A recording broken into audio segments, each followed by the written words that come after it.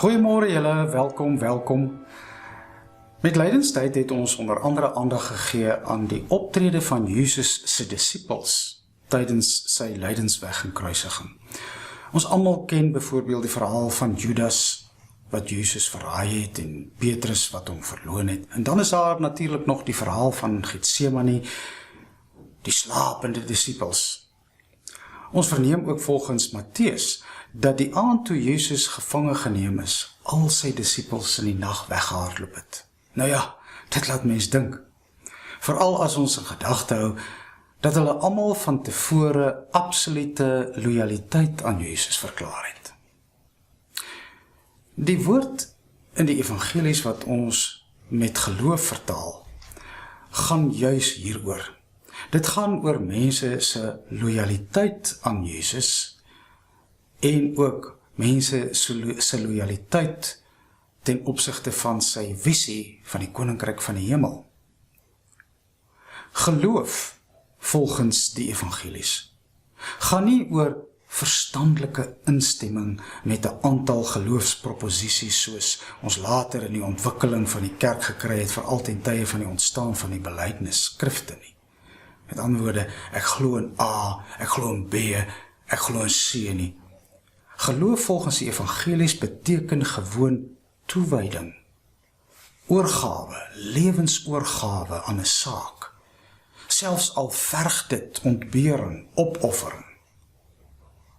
Ons skrifgedeelte vanoggend is uit die evangelie volgens Lukas. Lukas 9 vanaf vers 57 tot 62. So kom ons lees dit nou saam. Terwyl hulle op pad was, sê iemand vir hom, ek sal u volg waar hy ook al gaan. Toe sê Jesus vir hom, jakkalse het gate en voëls het neste, maar die seun van die mens het nie eens 'n rusplek vir sy kop nie. Aan 'n ander een sê hy, volg my. Maar hy antwoord, Here, laat my toe om eers terug te gaan om my pa te begrawe. Toe sê Jesus vir hom, laat die dooies hulle eie dooies begrawe, maar gaan verkondig jy die koninkryk van God. Nog een het gesê, ek sal u volg. Here, maar laat my eers toe om my familie by die huis te gaan groet. Toe sê Jesus, iemand wat die hand aan die ploeg slaan en aanhou omkyk na wat agter is nie geskik vir die koninkryk van God nie.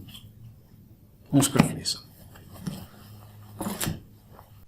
Jim Thorpe, gebore 1887, oorlede 1953, was een van die veelsidigste atlete wat die FSA nog ooit opgelewer het.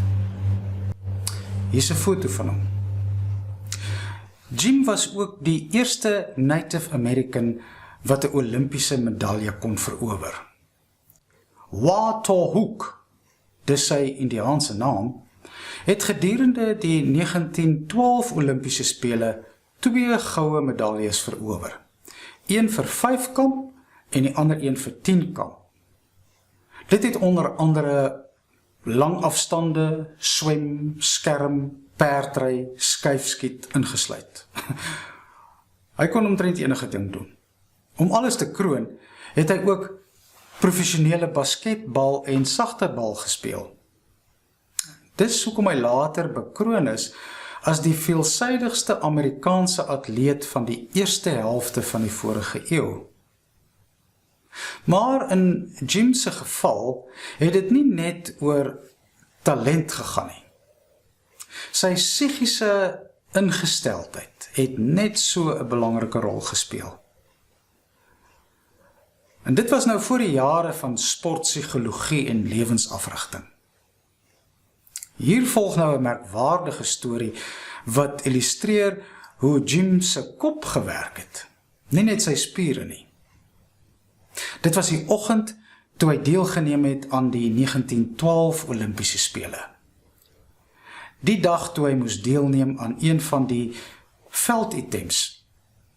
Daai spesifieke oggend was sy skoene skoonveld. Hy kon dit nêrens kry nie. Gelukkig kom hy toe op 2 skoene wat ander atlete in 'n rommelhouer geplaas het af. Hoewel die 2 skone nie eers dieselfde grootte is nie en 'n onpaar was, het hy dit toe nou maar aangetrek. Om die een wat te klein was, of te groot was, te laat pas, het hy 2 kouse oor mekaar aangetrek. Hier is 'n foto van die skoene wat hy daai oggend aangehad het. En met hierdie onpaar skoene wen hy toe die goue medalje tydens die 1912 Olimpiese spele vir 10-kamp. Waar wil is 'n weg? Wys jou. Nodeloos om te sê, dis hierdie soort deursettingsvermoë wat van Jim Thorpe een van die grootste atlete van alle tye gemaak het. Geen terugslag of uitdaging kon hom eenvoudig onderkry nie. Met hierdie verhaal as inleiding kan ons nou wend tot ons teks. Lukas bied sy evangelie aan as 'n reisverhaal vanaf die noordelike provinsie Galilea, die provinsie waar Jesus en sy disippels geleef het, hulle tuisdorpe was, na Jerusalem, 'n reis na Jerusalem, die groot stad in Judea, waar hy later gekruisig sou word. Lukas dus 'n reisverhaal. En op pad na Jerusalem, lees ons in Lukas, kom bewonderaars hom te, en dan maak hulle uitsprake soos, ek sal u volg waar u ook mag gaan. Dan sê Jesus, jong, dink mooi. En dis om die minste te sê, 'n radikale uitlating. En daarna volg die uitsprake van voorwaardelike loyaliteit. Ek sal u volg, maar. Ons almal ken dit. Ek sal, maar. Het jy al gehoor hoe lank mense kan verduidelik oor daardie maar? Die aanvanklike instemming, ja, kan, maar, is eintlik dan 'n lang storie. Dis hierdie kant toe, en is daai kant toe, en op en af, en heen en weer. Ja, maar. Ja, maar ek wil eers my pa gaan begrawe. Wel, dit klink heeltemal legitiem, is dit nie? So ook die ja, maar ek wil net eers my familie gaan groet. Wel, miskien was hierdie begrafnisverskoning in Jesus se tyd net so algemeen soos die jare toe ek kapelaan in Grootfontein was. En een van my take as kapelaan was om troepe menslikheidsverlof te gee. Nou, een van daai troepe se pa is toe ook oorlede en gevolglik het ek aan hom menslikheidsverlof toegestaan. 'n Maande later staan hy weer voor my deur, die keer is sy ma oorlede. En 'n ruk later weer sy stiefpa oorlede. Ek gaan spreek toe met die bevelvoerder. Hy kyk daarna en sê vir my, "Jemmel, maar hoeveel paas het hy nog oor?" Jesus vertel volgens die evangelie die verhaal van 'n man met verskonings. Dis waaroor dit gaan. En dis nie die enigste verhaal in die evangelies nie. Volgens Matteus vertel Jesus 'n gelykenis. 'n gelykenis wat handel oor loyaliteit. En dis die verhaal van die 2 seuns vir wie die pa vra om in sy wingerd te gaan werk. Die een sê ja, maar dan daag hy gewoon nie op nie. En die ander een sê nee, en dan gaan hy wel. Jesus vertel hierdie betrokke gelykenis teen die agtergrond van druk, waar die druk begin toeneem ook op die disippels. Dis nadat Jesus en sy disippels in Jerusalem ingekom het en Jesus die tafels in die tempel omgekeer het tydens Paasfees. Geleentheid wat natuurlik die wenkbroue van die skrifgeleerdes laat lig het. En soos ons almal goed weet, was hierdie voorval die begin van 'n proses wat uitgeloop het op Jesus se kruisiging. Dit sou sy navolgers, die disippels en al die ander se loyaliteit tot die uiterste toe beproef. En as ons mooi oplet, sal ons vind dat die evangelies eintlik wemel van verhale wat handel oor ware geloof. Met ander woorde, 100% toewyding aan Jesus, aan die koninkryk van God. Navolgingskap sonder 'n maar.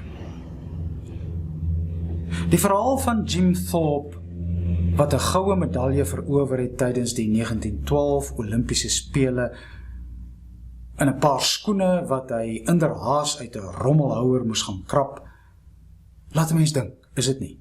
Waar 'n wil is 'n weg. En nou is dit so. Ons almal dis van tyd tot tyd 'n verskoning op wanneer die opoffering te groot raak. Ons almal het al gesê ja, maar en dan probeer ons verduidelik hierdie kant toe en daai kant toe. As ek dit nie mis het nie, gaan ware geloof, soos wat Lukas en van die ander evangelieskrywers dit bedoel, oor 'n ja sonder 'n maar.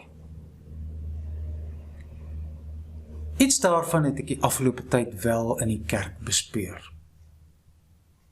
Jy sien, daar kom 'n tyd in ons gemeente se lewe dat ons, soos Jim Thorpe, net eenvoudig die onpaarskoene moet aantrek. 'n tyd van groot toewyding en gedetermineerdheid. Van groot geloof. Ons weet immers, hoewel tye en omstandighede verander, dit het ons vir al die afgelope maande besef, bly Jesus steeds roep. Volg my. En wat is jou en my antwoord? Ja? Of ja, maar?